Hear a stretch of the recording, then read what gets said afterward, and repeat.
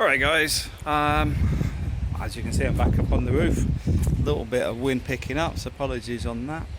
But I just thought I'd do a little bit of an update. 2 weeks back, and been a few changes since, while I've been here. But I just thought I'd update on some of the questions as well people have been asking me. I think by next week I'll know more about the house, because of course I'm waiting for my bank manager to come back. I've emailed the bank, but still waiting. It's about 3 or 4 days now, which to be fair it just seems very normal here. I know some people give me some grief for saying that, but things never seem to be in an hour or in an instant. It's whenever. But hoping to get that locked down very soon, and that should be quite a nice project for YouTube as well, because when we go through the renovation stuff, because there's going to be a lot of work to it. There's the obviously we're going to go through the mortgage process, the purchase process. One of the things I want to say about the Nota Simple, which is the document that it has all the information relating to tax and everything on it, but it also confirms the size of the properties, because there's been a few people this year that we are aware of that have had properties that are basically 1 square metre. The reason for that is it's when they were originally put on the system as a building plot, as sort of recognised for building approval, that sort of stuff. It's just to say we're going to do this work, we're putting the planning permission in, and then it's never been updated, and yet some of these houses have been there a decade or more. Which does have some tax implications. It also means that you may have to submit the drawings because they've never been submitted, which means that it may be down that you've got 1 square metre, 1 bedroom flat, and you've actually got a 4-bedroom house. It's a headache and could set you back €1,000 between all the bits and pieces, depending how you go about it.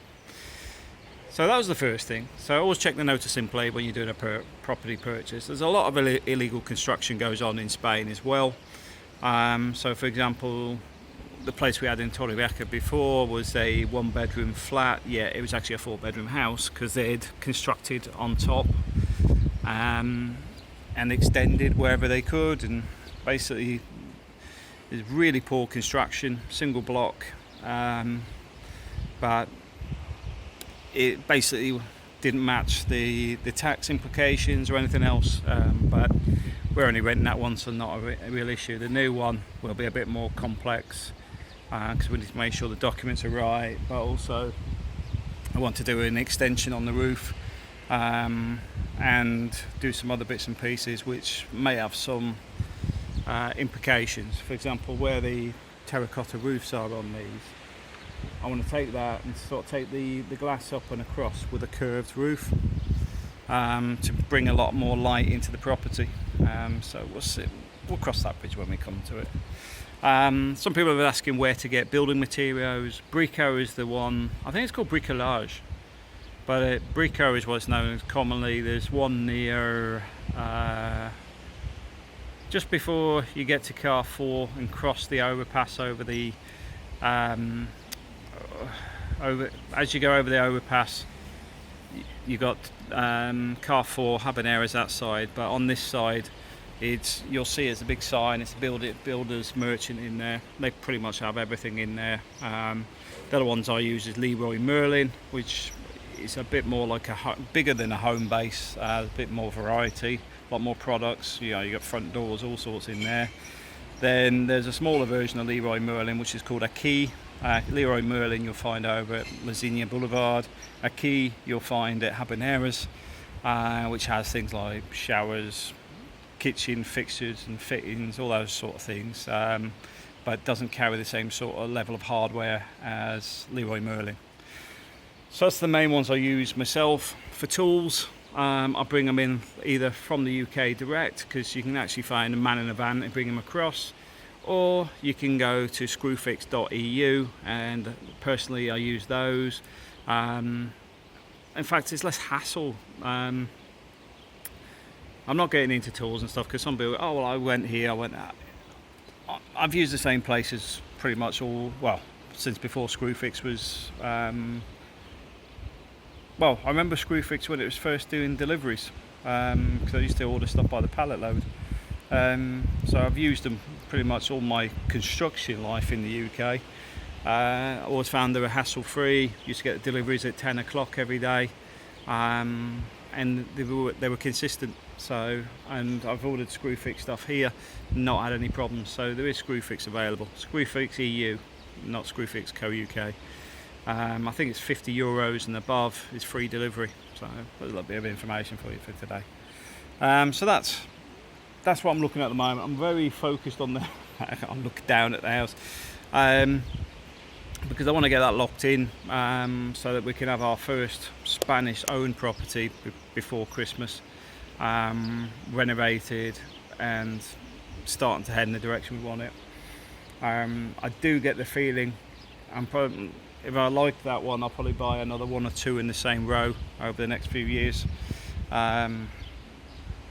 But we'll play that by ear, because I stick this stuff on YouTube videos and somebody goes, oh, that's a good idea, and then obviously the housing prices may go up because the demand's just changed. But anyway, moving off that one, somebody did comment about it looks a bit like Aleppo here, Syria. I know you're having a joke, but to be honest, it's because they're all constructed around the same time. What you'll find here is the construction around the Mediterranean is very similar in Greece, it's very similar in Lebanon, is even very similar. It's because that's the house design that were quite prominent probably after World War II. It's cheap to construct, concrete over steel, so yes, it will look very similar to what things looked like in Syria. I said looked like because the amount of damage that's gone on there in the last few years, but in all honesty, it's a very common design throughout the Mediterranean. But also it's the ages of the buildings, because you can see these were late 70s, early 80s. These are 80s, maybe early 90s. The ones right at the top there, where you can see the solar water heaters on, those were built in the last 5 to 10 years. And it just sort of shows where the housing booms have happened as well, because obviously you've had bigger changes, probably, like I said, from the 80s. This has sort of all appeared, because La Mata used to be a fishing village, so there was hardly anybody here before. I think it was only about 100 people lived here previously, so that all sort of developed here. Then obviously these have sort of appeared, and then like the latest ones are the high rises at the back. But also it shows that before there was a big insurgence of properties and people buying holiday homes, where the newer ones it's a lot more condensed, not as much construction. The other end of La Mata, well, sort of halfway across, you'll find they've started developing new properties along the front, which start at around €400,000. On the plaza there's some apartments now for about €300,000. So things are developing, but not at the same rate these would have done when they originally arrived. So yeah, you will get the differences in properties, but I've discussed that before. The other thing is, I know some people talk about like the Brit towns. La Mata's not a Brit town.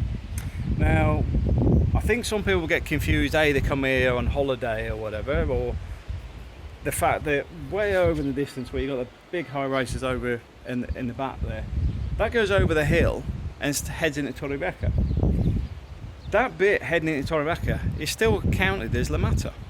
Now there you'll find a lot of houses that were sort of, I'd say 2 to 4 bedroom developments from probably about the mid-90s. Now I would say, yeah, that's predominantly probably going to be a lot of Brits that end. This end, not many at all. I will say I'm responsible for a lot of the Brits in this area, because they watch the channel, they've moved over. Richard's over here, Gary's down here now, David and Gareth are over there, Denise is on the bottom floor here, but I don't think any of them were here before the channel was, because a lot of people have actually come through the channel and got in touch, and this is where it sort of evolved from, because when we first moved here I don't think we knew any Brits in the area. Now, if you went all the way over the other side of the lake here, probably more to the left, you hit San Luis. Now, San Luis, you'll find like the Bar Britannia and all that sort of stuff. Completely different development, and it's probably about 12 minutes drive from here. Because I know somebody's saying, oh, we're going 40 kilometres inland and it's all different, I live in this and blah blah blah. The point being is, live where you're happy. That's it. If you go 40 kilometres in that way, the one thing I will say is be careful around the flooding, because a lot of those sort of areas did get hit quite badly, because they were, I believe, underwater during the Roman times. So when the flooding happened, some of those areas got hit quite bad. Now, one of the things I will say is just be aware different people want different things. Myself, I like going to the beach. I like going to the nature park here.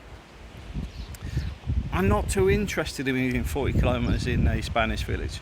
It's not me. Now, my engagement here is predominantly with Spanish people, because that's who lives here. I mean, most of the people come from Madrid, Bilbao and Barcelona. This is their holiday homes. Now, the property we're looking at buying, they come from Madrid. But in Spain, it does seem that a lot of Spanish have a lot of second or third homes, because, for example, this one, they haven't used in 2 years, because they have another property down in Marbella. So go where it makes you happy. Myself, I like here. It's not far from the airports. There's a lot of stuff on the doorstep. You've got 2 major hospitals. You've got good schools. You've got my kids do go to a Spanish school. You've got golf courses, go-karting, horse riding, cycling all over the place. There's a lot on your doorstep. Torrevieja, you can pick up the main buses to go into Madrid or anywhere else you want to go. Cartagena's just a bit further south. You can get a bus for Torrevieja or drive down there in no time. You can get a bus there and head up to Alicante. At Alicante, you can head to the airport, or you can head into the town and pick up the train. You can get the train to Madrid, Barcelona, wherever. The infrastructure is very, very good. Like I said, pick where you want to live, what makes you happy. Myself, I'm happy here. Gets me onto my car. I've had a mechanic come and have a look at the car, and it looks like looks pretty good. I won't mention his name yet until we've actually fixed it. British guy. He took the car away, did all the diagnostics, tried some other stuff on it, didn't get it to where he wanted it to be, but he's actually had the diagnostics now to actually confirm what I thought was wrong with it. Because I know what it's like. Somebody will tell you there's something wrong with something, and you don't really want to get the blame if it's wrong, so you want to make sure you're right. So he did the test on it. It did come back that it's what I said it was, because obviously it's gone to about 5 mechanics so far. So at the moment, the DPF filter, the diesel filter on the car, going to be taken off. They cut it open and they'll change the filter inside. It's going to cost about €400. But to be fair, not bothered at all, because do you know what? It's a solution instead of the nonsense I was getting from the other garages.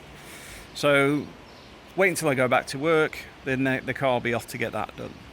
He also picked up the other fault that I knew was on there, was the problem with the injectors. Now, the guys that sold me the car had basically just kept clearing the errors, but when I mentioned there was a problem with it, went into limp mode, he went, oh yeah, there was a problem with the injector. It's like, now you're telling me that you knew that it was faulty, because that error only come up when I was driving back from Madrid.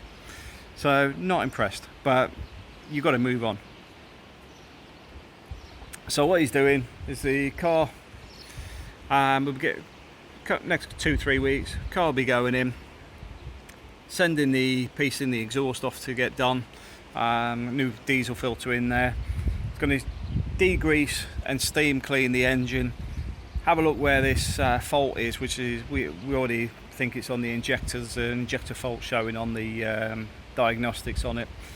So I'm expecting to spend a little bit of money on the injector, but that should get the car problems done and dusted, at which point I expect we'll be doing a lot more videos with us travelling around, because it's one of the things that's been my Achilles heel at the minute. Because once the car's done, I think we'll be going to Seville or don't know where I go up to. I might go up to Valencia and spend a few days up in Valencia on my next trip once the car's sorted. So there's a lot of stuff to come up. There's a lot of stuff in the pipeline. Like I said, the first thing is the house. Now the car's going to be fixed, because at the moment, to be honest, I was looking at buying a new car. In the UK, I've got a company car at the moment. I've got one of those, BMW 1 Series M3s.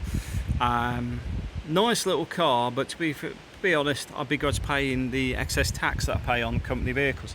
So I think I'm just going to buy a little Alto, or some other similar size, cheap and cheerful, small car, and just say take the company car back, because I'll have my tax back instead. Because at the moment, off my tax allowance, it's cost me probably about £6,000 a year. So I think I'll just wipe that out by sending the car back and just buying something cheap and cheerful just to get from A to B. At which point, because I was looking at buying a new car in the UK, but if this one's working, I'll just get a cheap Alto in the UK, keep that, and then any of the money I was going to spend on a new car will be going towards the next house after we bought this one. So we do have a few plans in the pipeline. I've got to be honest, this year's a bit more constructive over previous years, in the sense things are starting to move forward now. We have had some issues since we've been out in Spain. We've had 3 relatives die, which created issues. Then I had a lot of problems with my siblings, what I call my old family, because with all the headaches they've got, basically it's just called people I used to know. There was nothing positive there, and it wandered off with all the inheritance and stuff. Now I could challenge it, but to be fair, I'm better off just moving on and just getting rid of all of them. It was just difficult. So I'll leave that at that, because like I said, old news, old people, not interested anymore.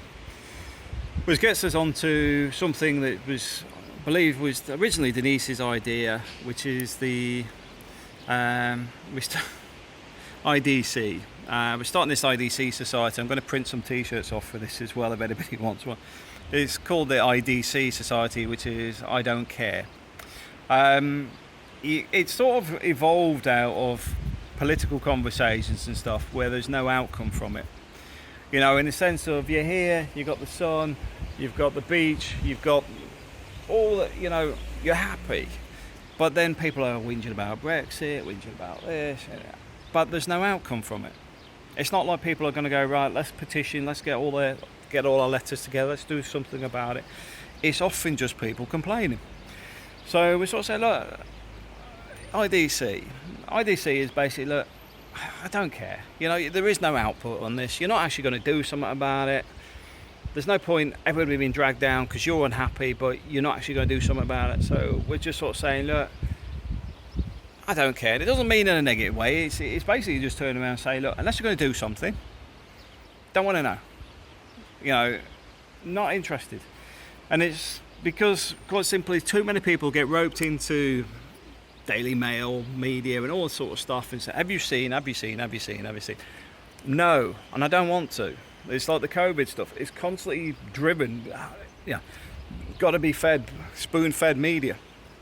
Myself, it's like, switch off to it and enjoy life. And if you do need to go back on some of it, you can actually go, like say, flying this week, and a few days before my flight, I'll just check the updates on my requirements flying back.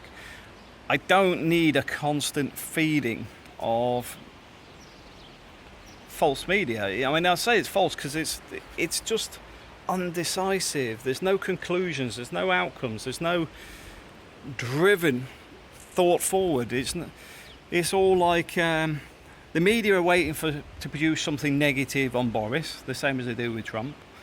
So they're waiting for them to say anything so they can dissect it in a negative way.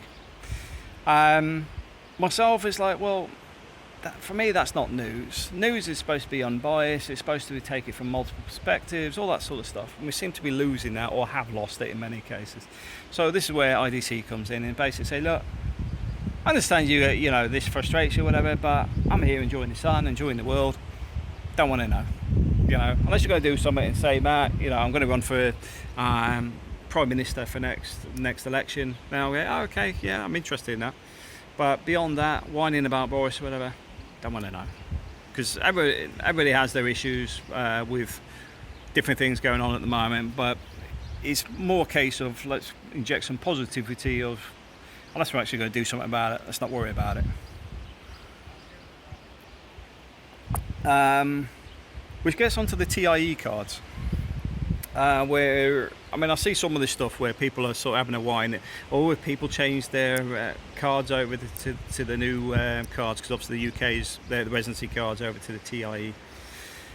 It's currently not compulsory for a start. I recommend reading up on it, and not from Facebook groups, but actually go and have a look on the government websites, or speak to somebody who actually knows what they're talking about on it. A lot of this scaremongering stuff, it frustrates me a little bit, because I know some of it is like the paperwork processes, the gestors or whatever, and I do call them gestors rather than gestors, because they do take people for clowns sometimes. But the point being is, do your own research. Don't trust what these people will say, because they're selling a service. And a lot of the time, you could do the research, do the forms, do the information yourself. Now, there is a couple of people on the channel that actually sell their services. No issue with it, because the same as some of my friends use gestors for a lot of stuff, because they don't want to do it themselves. But where I have an issue is where people start to try and scaremonger people into doing stuff they don't need to be doing. So on that, do your own research. But personally, I'm not rushing around to do the TIE forms or anything else. Although their residency cards, the TIE cards, more in line with what you have as a non-EU resident, which is much better than the one you get as a resident of Spain. Because the one I have is pretty flimsy, but the other ones are more like a what do you call it? More like a driving license type, hard card rather than a laminated piece of paper. But hey ho, don't worry about it too much. There's a lot of stuff that's been sort of derailed at the moment because of the COVID. A lot of it's been derailed because of the Brexit. So the point being is, there is always tomorrow at the minute. I'm not saying there's always next year, but there's definitely always tomorrow at the minute. All I say is just spend a little bit of time, as and when, research what you need to, and just take your time. If you want somebody else to do it, fair enough. I'm sure Andreas will probably be able to do some of your paperwork for you if you want. But main thing is just be aware that a lot of the time people will tell you something it's not actually true, because they're trying to sell a service. So what else have I got? Got through a few things today. For me, Spain is home. We still have investments in the Philippines. We still have property there. My mother-in-law and that's there, and we do like to go back when we can. But because we do get asked quite regular when we're going back, but we're not in a rush, to be fair, because we're still sort of settling here. I know it's 6 years in now, but once we've got the first property bought, renovated, you're sort of like, I'm home. This is us. We plant our feet on the ground. Up until that point, we've sort of been trying different things, enjoying life. I've got to say, the life is about the journey, and that's pretty much it. Why didn't we buy a house sooner? It's like, well, because we were never in a rush. The whole point is we knew we were settling here anyway, so it's more a case of experiencing life first, getting to know the lie of the land, getting to know how things work, people, because we could have bought that house in Torrevieja before and it would have been in our own nightmare, because the neighbours around there were something else. So that's the other thing, where it's worth renting initially to see if it's for you, because we've had a few friends that find it a bit isolating here, or it's not for them, and that's fine, because it's not for everybody, but you've got to make that decision yourself. And that's one of the things for us. We love it. We're pretty well embedded in Spain, got lots of friends here, even part of the Parent Teacher Association, AMPA, up at the school. I like getting involved in activities with the schools, like doing my bit. Um, but yeah, it's life's what you make it. So for us, things are progressing. Now, if I was selling La Mata to you, first thing is the property prices right now should be stagnant or coming down. I've seen some of them drop by as much as 40% in the last 2 months. That's the first thing, property values. Location wise, you've got the sea, you've got the nature park, you've got the airport.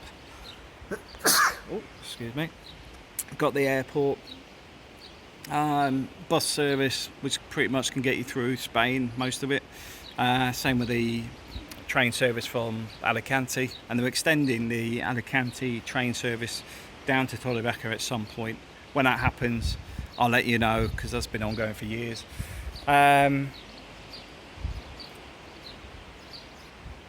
The other thing for me is, obviously the airports for me is good for hopping from work, but also the road infrastructure here is pretty good. So going over to Valencia, Seville, Madrid, Granada, Portugal, Northern Europe, it's all easily accessible, which makes it good as well, for travelling around.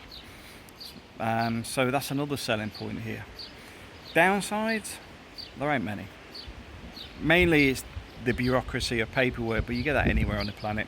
Just that often when it's your own country, in the sense of you were born there, the paperwork you often don't see, because you sort of fill in your forms once and then that's it, you're in the system, you're barcoding part of the matrix. Where if you're in another country, they don't really monitor you the same way. So it's, if you're not working, for example, you're not showing up on the tax documents every month. So there's a whole extra bit of paperwork to do, but it's not taxing, it's not difficult. It's just something that you have to do as an extra process. I do find that the variety of locations and food and stuff around Spain is also very good. We've been talking to a few people about this. The fact is, you can go to a different region, they have different interests in history and traditions, which are completely different from area to area, which, it's a big country, there's a lot to see and do. But like I said, this is good for a base, and then you can travel around wherever you like. I mean, you've got the sunshine here a ridiculous amount of time of the year, but there's nothing to say you can't travel like we do into like Madrid at Christmas time, or go down to Granada, see the big palace down there, the Alhambra, go over to Valencia and see the science museum and stuff up there.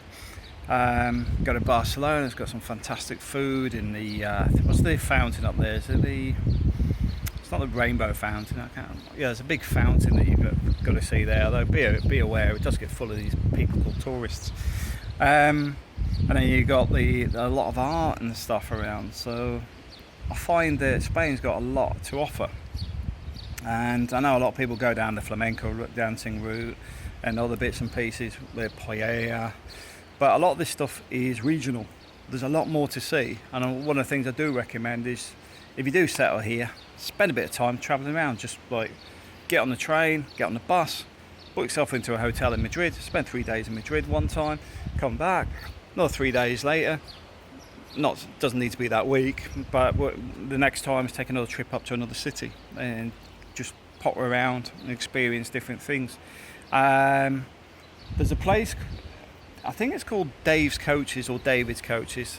I'm not making that up, because obviously if you watch Gavin and Stacey, Dave's Coaches is one of the characters in this show.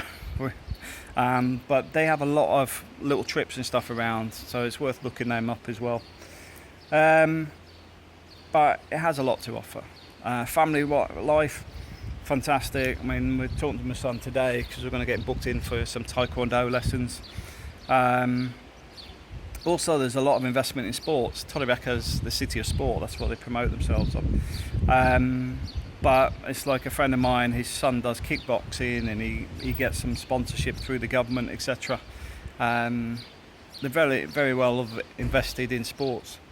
So there's a lot of stuff to take on board when thinking about moving over to Spain. It's not just simply sitting on the coast, going to sit here on the beach for the next 10 years or whatever. There's a lot to see and do if you want to. Fantastic place. Thanks for watching.